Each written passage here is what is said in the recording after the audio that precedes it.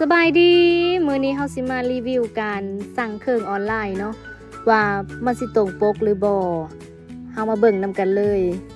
เครื่องนี่สตอยเก็บปลายทางเด้อเพราะว่ามันเป็นฮาวตะเครื่องเนาะหลังจากเอาออกมาแล้วลูกชายสตอยกาถามว่าเอ้าอีเมคือสั่งตู้ซักผ้ามาวะสตอยก็เลยบอกว่ามันบ่แม่นตู้ซักผ้าได้ลูกมันคือลาวตะเครื่องพอออกมาแล้วก็งงๆเนาะมันคือเป็นแนวนี้ว่ะว้าวบัดพอออกมาแล้วก็โอ้มันเป็นแบบซีก็ถือว่าตรงปกใช้งานได้จริงเด้อทุกคนเด้อตัวนี้เด้อราคามีแต่149,000 กีบ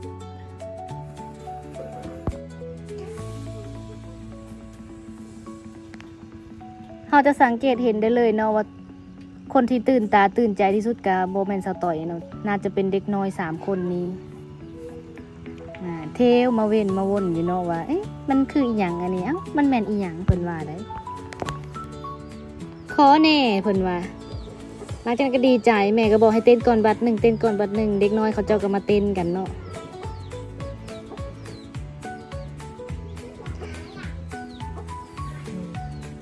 คลิปนี้ก็สิจบกันเพียงเท่านี้เด้อทุกคนเด้อถือว่าตรงปกเนาะ